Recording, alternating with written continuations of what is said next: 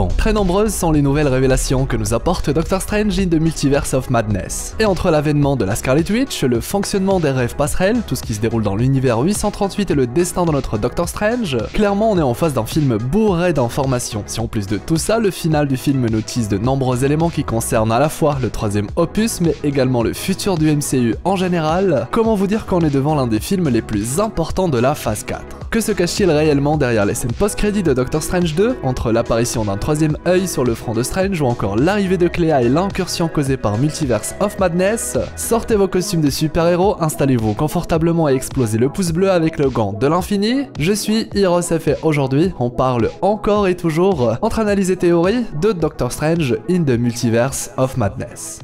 Bon visionnage.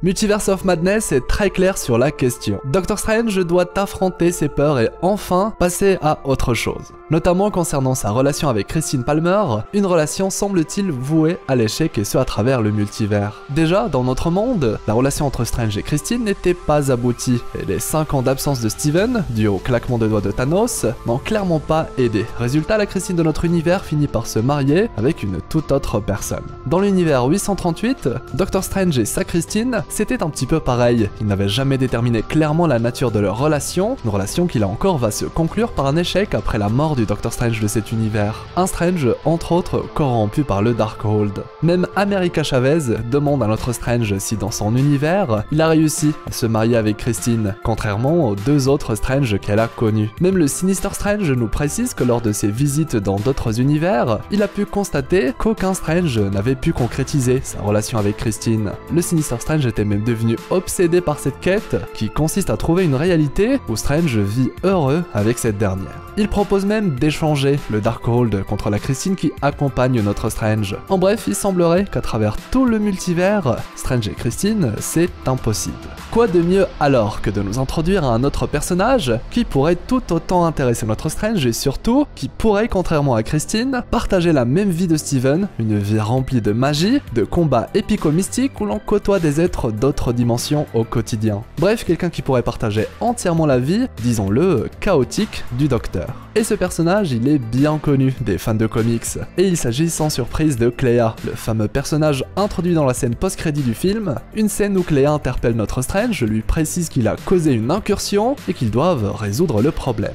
On avait souligné dans la vidéo précédente que cette Cléa avait le pouvoir de créer un portail qui donne directement sur la dimension noire, là où règne Dormammu, et là encore ça tombe bien car Cléa est la nièce de ce dernier. Reste alors à savoir pourquoi une possible alliée de Dormammu souhaitait demander de l'aide à Strange, et surtout en quoi une incursion a pu affecter la dimension noire. Et je pense que c'est le bon moment pour nous de comprendre qui est vraiment Cléa, ce personnage mystérieux, et en quoi il est très important lorsqu'on parle de Doctor Strange. Cléa est la nièce de Dormammu, plus précisément elle est la fille d'Umar, qui est la sœur de Dormammu, le seigneur de la dimension noire. Dans les comics, c'est dans la dimension noire que Cléa et Strange se rencontrent pour la première fois, lorsque le sorcier suprême avait pour but d'affronter Dormammu, qui cherchait alors à conquérir la Terre. Cléa va chercher à dissuader Doctor Strange de combattre son oncle, ce qui lui valut d'être emprisonné par Dormammu, la considérant comme une traîtresse. Un emprisonnement qui ne dura pas longtemps, vu que Dormammu relâcha Cléa après sa défaite contre Strange. Par la suite, Cléa va décider d'accompagner Doctor Strange dans ses aventures, desquelles va naître une idylle, une histoire d'amour avec naturellement ses hauts ainsi que ses bas. Cléa est originaire de la dimension noire, mais elle est également une Faltinienne, de par sa mère. Les Faltiniens sont des êtres énergétiques extradimensionnels, nés de la magie pure. Ils sont une race à part, et ont leur propre royaume de Faltine, dans un univers très ancien. Cléa a donc des capacités innées lorsqu'on parle de magie, qui lui confèrent de nombreux avantages. En plus d'avoir une longévité accrue, qui lui permet de vivre plusieurs siècles sans montrer des signes de vieillesse, elle a aussi une force et une endurance hors du commun. Elle a également la capacité de léviter, comme elle le souhaite, étant à moitié faltinienne. Bien évidemment, ce n'est pas tout, sinon elle ne serait pas assez puissante pour accompagner notre sorcier préféré. En effet, Cléa est comme Doctor Strange, une magicienne très puissante, surpuissante. Elle est même considérée comme l'équivalent du sorcier suprême dans la dimension noire. Elle peut se téléporter, voyager à travers les dimensions, créer de puissantes illusions, déplacer la matière et lancer des éclairs magiques. Bref, un monstre de puissance, la princesse de la dimension noire. Et avec le temps, elle et Strange vont devenir très proches, une attirance naturelle qui va même les pousser à se marier au cœur des ténèbres. à l'intérieur même de la dimension noire. Et oui, Clea est la femme de Strange dans les comics. Il est alors très intéressant de la voir débarquer à un moment aussi important dans la vie de Strange, lorsqu'il comprend que lui et Christine c'est impossible, entre autres parce qu'il est le sorcier suprême. Même si bon, hein, c'est Wong qui a pris sa place depuis le claquement de doigts, mais nous on le sait que Strange reste celui qui tire les ficelles. C'est par exemple lui qui négocie avec Wanda lorsqu'elle attaque Camartage, lui que l'ancien a désigné comme le meilleur de tous les sorciers suprêmes. En tout cas, le teasing de Clea, clairement il va s'appuyer sur ce qui se déroule dans les comics.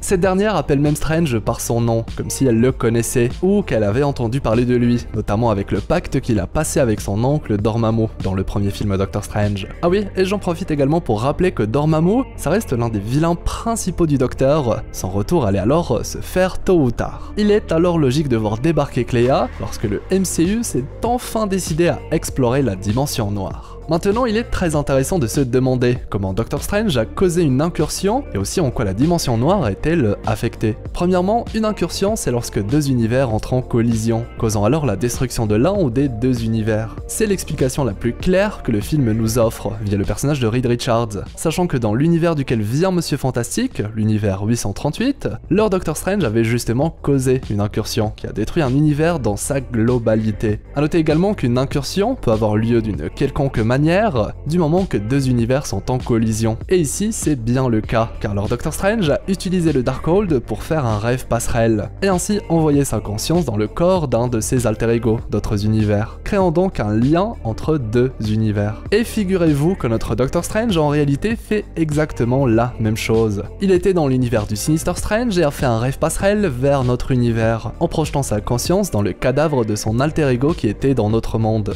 Ainsi, une incursion a bel et bien eu lieu, et les deux univers concernés semblent être celui du Sinister Strange et le nôtre, du moins en théorie, car la scène post-crédit ne s'attarde pas vraiment sur l'origine de l'incursion, mais seulement sur sa présence, le fait que c'est bien notre Doctor Strange qui en est la cause. Quel est alors le lien avec la dimension noire et l'arrivée de Clea? Eh bien, malgré le fait que le MCU reste très flou sur la question, il est établi en toute logique que chaque univers possède ses propres dimensions. Chaque Strange possède son propre Dormammu, sa Clea, chaque univers possède sa propre dimension noire. De la même manière, chaque univers possède son Shang-Chi, sa dimension de Talo et sa version des 10 anneaux, et ainsi de suite. En bref, une dimension n'est pas liée au multivers, mais à un univers précis et à chaque fois. Et oui, Dormammu ne combat pas tous les Strange en même temps, mais attaque notre Terre dans notre monde, celui présenté comme l'univers 616.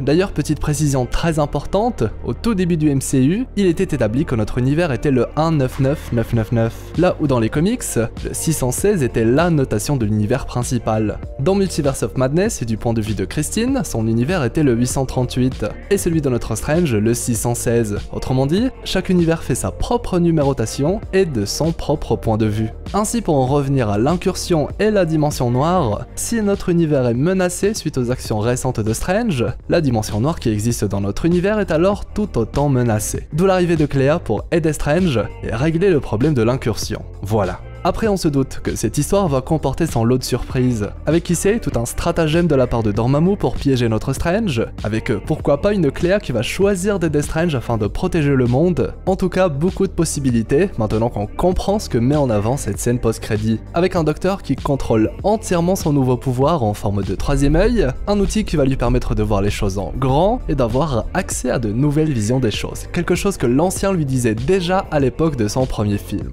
Et oui, l'éveil de son troisième œil, c'est la preuve que notre Doctor Strange est enfin prêt à découvrir les secrets de notre univers, que dis-je, de notre multivers. Le Sinister Strange en était capable, forcément que l'ancien avait lui aussi ce pouvoir, puisqu'il est le premier à en parler dans le MCU. Un ancien qui, souvenez-vous, avait même pactisé avec Dormammu pour vivre éternellement. Troisième œil, l'ancien, Dormammu et Dimension Noire, nouvelle menace et arrivée de Clea, tout semble une nouvelle fois lié. Et maintenant qu'on a passé en revue et expliqué en détail tous les éléments du film, on va enfin pouvoir débuter notre exploration du film, cette fois sous l'étendard des théories. Et croyez-moi que de très belles choses sont à venir, clairement. Activez la cloche si vous ne souhaitez rien rater. D'ailleurs, dites-moi aussi ce que vous avez pensé des scènes post-crédit et du troisième œil de Strange. Est-ce que vous pensez qu'un groupe Illuminati va finir par se former dans notre univers également? Et en général, avec un petit peu de recul, ce que vous avez pensé de Multiverse of Madness? L'espace commentaire est là pour ça. Comme toujours, je compte sur vous pour le pouce en l'air, le fameux pouce bleu avec le gant de l'infini. Ça m'aide énormément et m'encourage à vous faire plein de belles vidéos. Si c'est votre première fois sur la chaîne ou si ce n'est toujours pas fait, abonnez-vous, faites partie de l'équipage des explorateurs d'univers avec la petite cloche pour être notifié à chaque publication. Et si vous avez envie d'en savoir plus sur la fin et les éléments les plus importants de Doctor Strange 2, ou encore sur le groupe des Illuminati cette fois dans les comics, les annotations de fin vont comme d'habitude vous renvoyer vers de belles vidéos. Quant à moi, eh bien je vous souhaite une agréable journée ou soirée. C'était Hirosef, l'explorateur d'univers, pour vous servir.